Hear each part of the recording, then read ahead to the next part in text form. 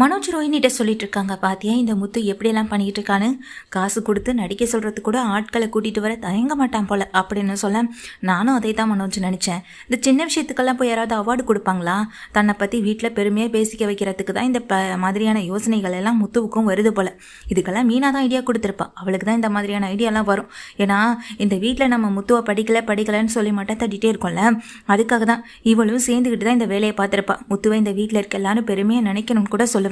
ஆமாம் ரோஹிணி, நானும் அதே தான் நினச்சேன். அப்புறம் ஏன் வந்தவங்க கொடுக்குற அவார்டை வேண்டான்னு இவ சொல்லணும்?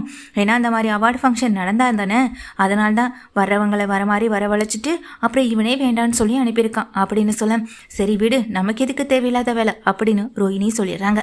அடுத்த நாள் ஷோரூம்க்கு போன எங்கள் மனோஜ் அங்கே சந்தோஷ் தன்னுடைய ஃப்ரெண்டு வந்ததை பார்த்துட்டு பேசிக்கிட்டு இருக்கவும் செய்கிறாங்க. உன் தம்பி இப்போ ஒரே நாளையில் அமோகமான ஒரு வரவேற்பை பெற்றுட்டு இருக்கான் போல அப்படின்னு சொல்ல, யார் முத்தை பற்றி பேசுறியான்னு அந்த மனோஜ் கேட்க, ஆமாம் முத்து தான், சோசியல் மீடியாவில் நானும் அவன் வீடியோவெல்லாம் பார்த்தேன், பார்க்க அம்புட்டு அழகாக இருந்துச்சு அப்படின்னு சொல்கிறாங்க. இதை கேட்டுட்டு மனோஜ் சொல்கிறாங்க, ஆமாம் அவனே ஆளுகெல்லாம் ஏற்பாடு பண்ணி வீடியோ எடுத்து வச்சு சோசியல் மீடியாவில் பிரபலமாகறான் அப்படின்னு சொல்ல, இதை கேட்டவுடனே அவங்க ஃப்ரெண்டுக்கு ஒரு ஐடியா தோணுது. இதை உடனே சொல்லவும் செய்கிறாங்க. எனக்கும் ஒரு ஐடியா தோணுது மனோஜ் அப்படின்னு சொல்ல, என்ன விஷயம் அப்படின்னு கேட்குறாங்க மனோஜும். இல்லை, உன் தம்பி முத்து இப்படி தான் செஞ்சுருப்பான், நீ கன்ஃபார்ம் பண்ணி சொல்கிறேன். அப்படி இருக்கப்போ நீயும் இதே மாதிரியான ஒரு விஷயத்த பண்ணாதான் என்ன அப்படின்னு சொல்ல, ஏய் என்ன சொல்கிற நீ அப்படின்னு கேட்க, இப்போதைக்கு உன்னுடைய ஷோரூமில் க்ரோத்தே இல்லாமல் போயிட்டுருக்கு, ரொம்ப நட்டமாகவும் போயிட்டுருக்குன்னு சொன்னேன். ஸோ நீ ப்ராப்ளம் ஆனினா உன்னுடைய ஷோரூமும் ப்ராப்ளம் ஆகும். அதுக்கப்புறம் மக்கள் கூட்டமாக உன்னை தேடி வரமாட்டாங்களா என்ன? இப்பெல்லாம் சோசியல் மீடியாவில் அதானப்பா ட்ரெண்டாக இருக்குது. யாராவது ஒருத்தவங்கள சோசியல் மீடியாவே ட்ரெண்ட் ஆக்கி விடுது. அதுக்கு பிறகு அவங்களுக்கு பேரு புகழ்னு எல்லாத்தையும் தேடி கொடுக்கவும் செய்து, அதே மாதிரி நீயும் ட்ரெண்ட் ஆயிடு அப்படின்னு சொல்ல, நான் என்னத்தை பண்ணி ட்ரெண்ட் ஆகுறது அப்படின்னு கேட்குறாங்க. அதான்ப்பா காலையில் முத்து ஆளு கொடுத்து நடிக்கிறதுக்காக வீட்டுக்கு ஆட்களை கூட்டிகிட்டு வந்தாங்கன்னு சொன்னியே அப்படின்னு சொல்ல, ஆமாம் ஏதோ அவார்டு கொடுக்குறேன்னு சொல்லிட்டு வீட்டுக்கு 2 பேர் வந்தாங்க. ஆனால் வந்தவங்க 2 பேர்கிட்டே இந்த முத்து அவார்டு வேண்டான்னு சொல்லிட்டான். யாராவது அப்படி சொல்லுவாங்களா? இப்போ என்னை தேடி 2 பேர் அவார்டு கொடுக்க வராங்கன்னா அந்த ஃபங்க்ஷனில் அவார்டு வாங்கினா தான் நமக்கு பெருமைன்னு நமக்கே தெரியும். நம்ம அதை தானே செய்வோம். ஆனால் முத்து ஏன் வேண்டான்னு சொன்னான்? அவன் வேண்டான்னு சொன்னதுக்கான காரணம் அவனே கூட்டிகிட்டு வந்து நடிக்க சொன்னனால தான் அப்படின்னு சொல்ல, நீயும் அதே மாதிரி பண்ண மனோஜ் அப்படிங்கிறாங்க. என்ன பண்ணணும்னு சொல்லி கேட்க, அந்த ஆட்கள் பணம் கொடுத்தா நடிப்பாங்கன்னு சொல்கிறேன், நீயே போய் அவங்க கிட்ட பேசு. அவங்க கிட்ட அவங்க எவ்வளவு பணம் எதிர்பார்க்குறாங்களோ அந்த பணத்தை நீயே கொடுக்கவும் செய்ய. கொடுத்துட்டேன்னா அதுக்கப்புறம் அவங்களே உன்னை பற்றின வீடியோவை எடுத்து போடவும் செய்வாங்க. நீ அந்த உதவி செஞ்சுருக்க இந்த உதவி செஞ்சுருக்கன்னு சொல்லி உன்னை பற்றி பேசவும் செய்வாங்க. அப்புறம் நீ ப்ராப்ளம் ஆகிட மாட்டியா? பத்தாதுக்கு வேணும்னா யாரையாவது நடிக்கவும் கூப்பிட்டுக்கலாம். அன்னைக்கு அந்த அம்மா ரோட்டில் விழுந்த மாதிரி யாராவது நமக்குன்னு கிடைக்க மாட்டாங்களா என்ன அப்படின்னு பத்தாதுக்கு அவங்க ஃப்ரெண்டை தப்பான ஐடியாவை கொடுக்கவும் செய்கிறாங்க. இதை கேட்டுக்கிட்ட மனோஜுக்கு ரொம்ப சந்தோஷமாக இருக்கு. பா நீ சொன்ன ஒரு ஐடியாவிலே இதுதான் உருப்படியான ஒரு விஷயமா இருக்கு. நானும் சரி என்னுடைய ஷோரூமும் சரி ஒரே நாளையில் இங்கே ட்ரெண்ட் ஆக போகிறோம்ல அப்படின்னு நினச்சிட்டு மனோஜ் அவங்க ஃப்ரெண்டு 2 பேருமே காலையில் தேடி வந்து பேசிட்டு போனாங்க இல்லையா, அவங்க 2 பேரையும் பார்க்குறதுக்காக நேராகவே போயிடவும் செய்கிறாங்க.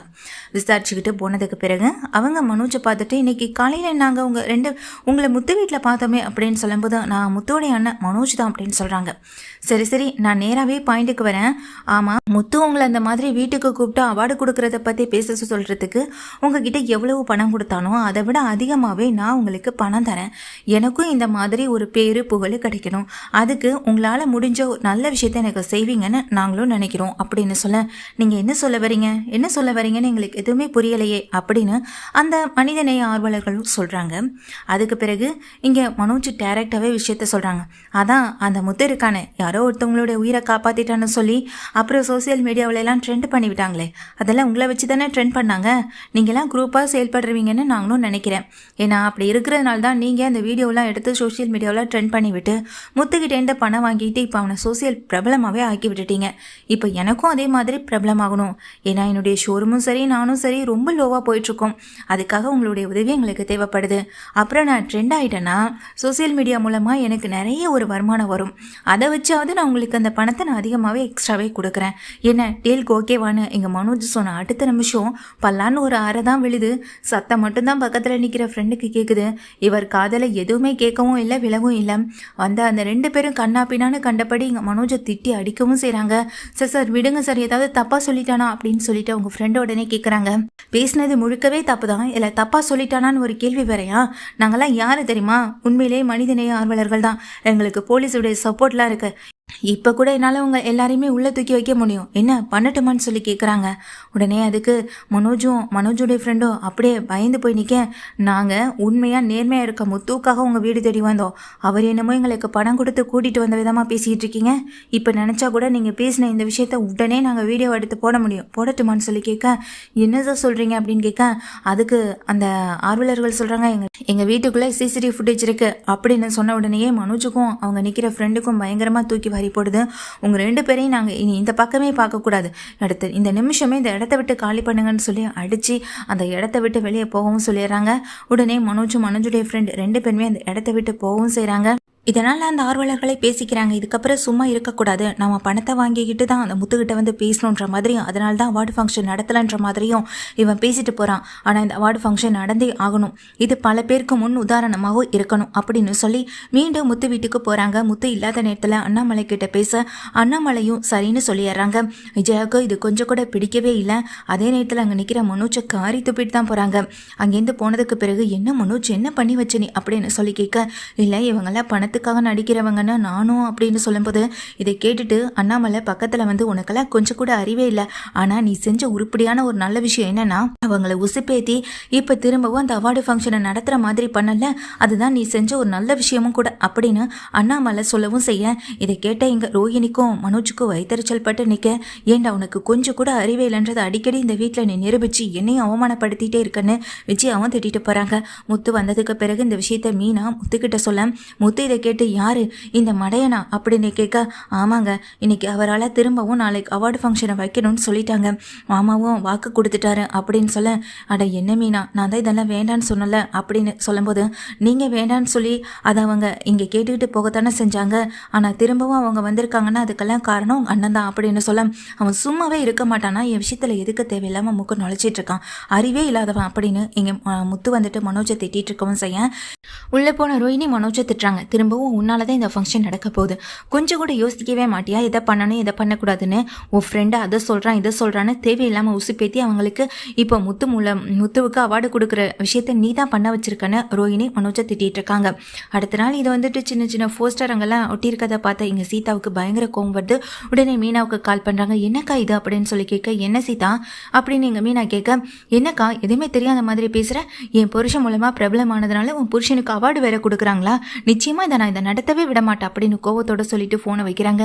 ஏய் ஒரு நிமிஷம் சொல்கிறதை கேளுன்னு எங்கள் மீனா ஒரு பக்கம் மட்டுமே கத்திட்டு ஃபோனையும் வச்சிடறாங்க. என்னாச்சு மீனான்னு முத்துவன் கேட்க விஷயத்த சொல்லும்போது, விடு மீனா, எது நடக்கக்கூடாதுன்னு நினைக்கிறேனோ அதுதான் நடந்துகிட்டே இருக்கு, திரும்ப திரும்ப இது அவங்களை கோவப்படுத்துகிற விதமாக தான் மாறும், அதுக்கு நம்ம என்ன தான் பண்ண முடியும் சொல்லு அப்படின்னு சொல்லிட்டு இருக்காங்க முத்துவும். அதே போல் சீதாவுக்கும் அருணுக்கும் இந்த விஷயம் தெரிஞ்சதுனால அருணும் பயங்கர கோவத்தில் இருக்க தான் செய்கிறாங்க. சீதாவும் எங்கள் அருண்கிட்டையும் தன்னுடைய அத்தைக்கிட்டையும் சொல்கிறாங்க, இந்த அவார்டு ஃபங்க்ஷன் நல்லபடியாக நடந்தால் தானே, இந்த அவார்டு ஃபங்க்ஷனை நானே நடத்த விட போகிறதில்ல, பின் எதுக்கு நீங்களாம் கவலைப்பட்டு இருக்கீங்க, உங்கள் மூலமாக பிரபலமான என் மாமாவுக்கு இந்த அவார்டு ஃபங்க்ஷன் எப்படி நடக்குது, இந்த அவார்டை எப்படி கொடுக்குறாங்க நான் பார்க்க தானே போகிறேன் அப்படின்னு சொல்லிட்டு சீதா ரொம்ப கோவத்தோட கிளம்ப, அருணு ஒரு பக்கம் மனசுக்குள்ளே சிரிச்சிட்டே இருக்காங்க. என்னமோ ஆனால் இந்த விஷயத்தில் சீதா நல்ல முடிவை எடுத்திருக்கா, இது இப்படியே போனால் நல்லா இருக்கும்னு அருணும் நினச்சிட்டு இருக்காங்க. ஃபங்க்ஷன் நல்லபடியாக நடந்துகிட்டு இருக்கு. சீதாவும் அந்த இடத்துக்கு போகிறாங்க. அந்த இடத்துல வந்துட்டு அங்கே அவார்டு வாங்குறதுக்காக முன்னாடி நின்றுட்டு இருக்க முத்துவுக்கு வந்துட்டு, இந்த ஒரு விஷயத்துக்காக மட்டும் அவார்டுக்காக நாங்கள் இவருக்கு ப்ரொமோஷன் பண்ணலை, இது மாதிரி நிறைய நல்ல விஷயங்களை இவர் பண்ணியிருக்காரு, அதை எங்கள் டீமும் வந்துட்டு கேப்சர் பண்ணியிருக்காங்க, நீங்களே பாருங்கள் அப்படின்னு சொல்லிட்டு இங்கே பார்க்குறாங்க. இப்போ அந்த தாத்தா பாட்டியை காப்பாற்றினதுலேருந்து, அந்த தாத்தா பாட்டிக்கு ஒரு கடை வச்சு கொடுத்ததுலேருந்து, அவங்க சொந்தக்காரவங்க கூட சேர்த்து வச்சதுலேருந்து, ஒரு தாத்தாவுக்கு வயிறு ரொம்ப பசிச்சு போது அவங்கள கொண்டு போய் அன்னதான கூடத்தில் விட்டு அவங்களுக்கு சாப்பாடு பரிமாறினதுலேருந்து, இப்படி ஏகப்பட்ட நல்ல விஷயங்களை எங்கள் முத்து பண்ணியிருக்காங்க.